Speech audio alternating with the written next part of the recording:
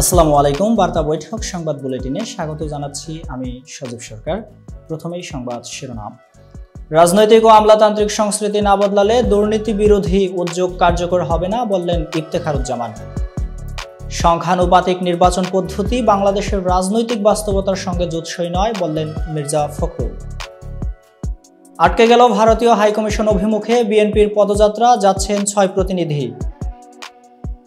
ভারতকে 10 উইকেটে হারিয়ে সমতা আনল অস্ট্রেলিয়া। এবং শাহরুখ, সালমান, আমিরকে দেখা যাবে এক সিনেমায়। শুনছিলেন শিরোনাম, এবার বিস্তারিত। রাজনৈতিক ও আমলাতান্ত্রিক সংস্কৃতি না বদলালে দুর্নীতি বিরোধী উদ্যোগ কার্যকর হবে না বললেন ইফতেখারুজ্জামান।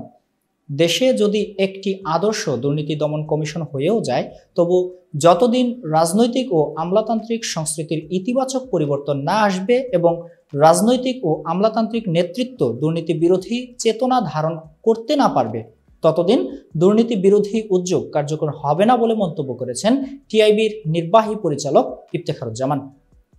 তিনি বলেন, পুরো সমাজ ব্যবস্থার মধ্যে দুর্নীতি বিরোধী চেতনা সৃষ্টি করতে হবে।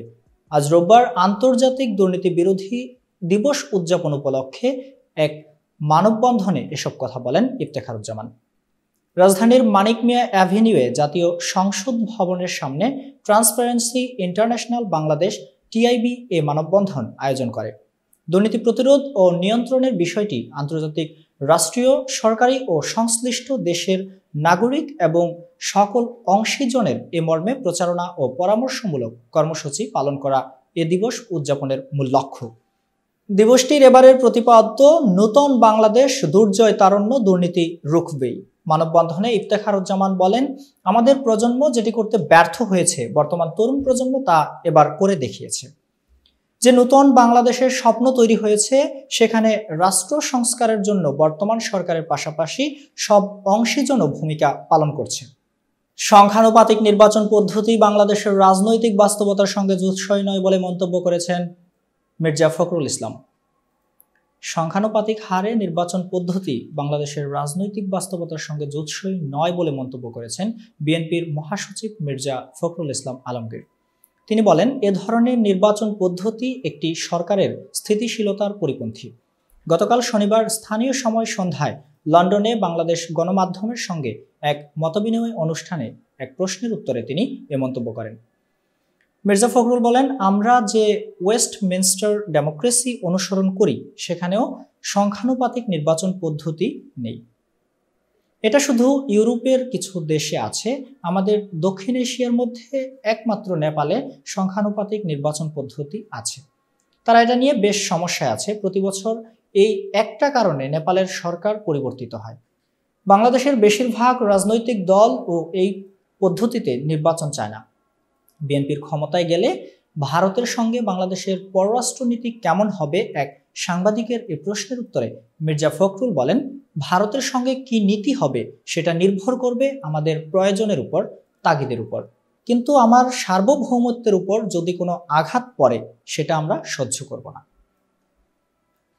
আটকে গেল ভারতীয় হাইকমিশন অভিমুখে বিএনপির পদযাত্রা, যাচ্ছেন 6 প্রতিনিধি।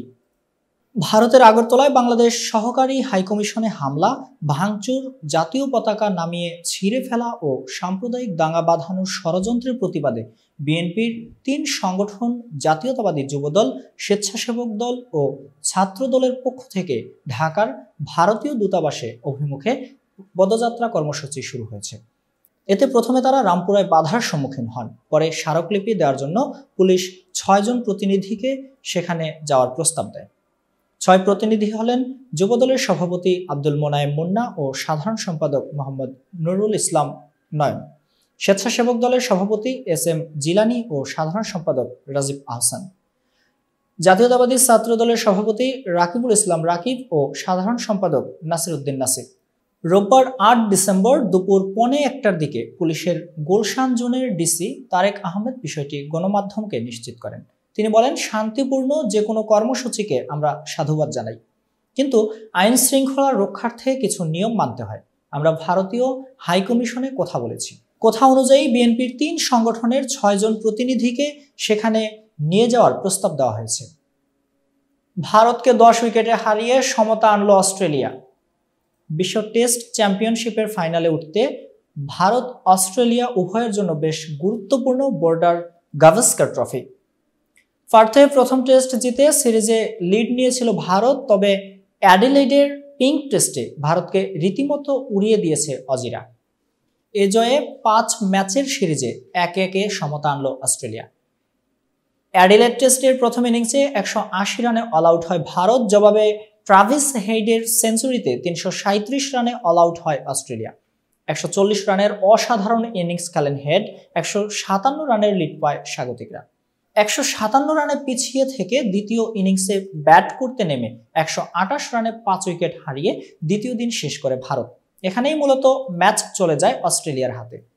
তৃতীয় দিনে খেলতে নেমে 175 রানে অল আউট হয় রোহিত শর্মার দল, মাত্র 18 রানের লিড পুঁজি পায় ভারত। প্যাট কামিন্স নেন 5টি উইকেট। মাত্র 19 রানের টার্গেটে খেলতে নেমে মাত্র 20 বল খেলে 10 উইকেটে দলের জয় নিশ্চিত করেন 2 অজি ওপেনার নাথান ম্যাকসুইনি ও ওসমান খাজা। ম্যাকসুইনি 10 ও খাজা 9 রানে অপরাজিত থাকেন। শাহরুখ, সালমান ও আমিরকে দেখা যাবে এক সিনেমায়। জনপ্রিয়তায় কেউ কারো চেয়ে কম না, যেমন শাহরুখ, সালমান তেমনি আমির খানও। গোটা বলিউড যেন তাদের হাতের মুঠোয়। তাদের অনুরাগীদের অনেকের ধারণা এই 3 খান যদি একসঙ্গে পর্দায় হাজির হন তবে খান খান হয়ে যাবে বি টাউনের সকল রেকর্ড। বিষয়টি উঠে এসেছে ভারতীয় সংবাদ মাধ্যমের প্রতিবেদনেও। চলতি বছরের শুরুতে এ প্রসঙ্গে নেটফ্লিক্সের দ্য গ্রেট ইন্ডিয়ান কাপিল শোতে আমির বলেছিলেন, কয়েকদিন আগে শাহরুখ ও সালমানের সঙ্গে আমার দেখা হয়েছে। তাদের বলেছি, এত বছর ধরে আমরা ইন্ডাস্ট্রিতে কাজ করছি, আমার মনে হয় একসঙ্গে আমাদের অন্তত একটা সিনেমা করা উচিত। এটা না করলে দর্শকদের সঙ্গে অবিচার করা হবে। চলমান সৌদি আরবের রেড সি ফিল্ম ফেস্টিভ্যালেও এমন প্রশ্নের সম্মুখীন হতে হয়েছে আমিরকে। প্রশ্ন উত্তর পর্বে সৌদির এক নারী দর্শক আমিরকে একই প্রশ্ন করেন, বলিউডের 3 খানকে কি আসলেই একসঙ্গে দেখা যাবে? আপনারা এতটা সময় নিচ্ছেন কেন? প্রশ্ন শুনেই হেসে ওঠেন আমির, যেন এ প্রশ্নের জন্যই অপেক্ষা করছিলেন। এতক্ষণ বার্তা বৈঠকের সাথে থাকার জন্য ধন্যবাদ। নতুন নতুন তথ্য ও সংবাদ পেতে বার্তা বৈঠকের ইউটিউব চ্যানেল ও ফেসবুক পেজের সাথেই থাকুন।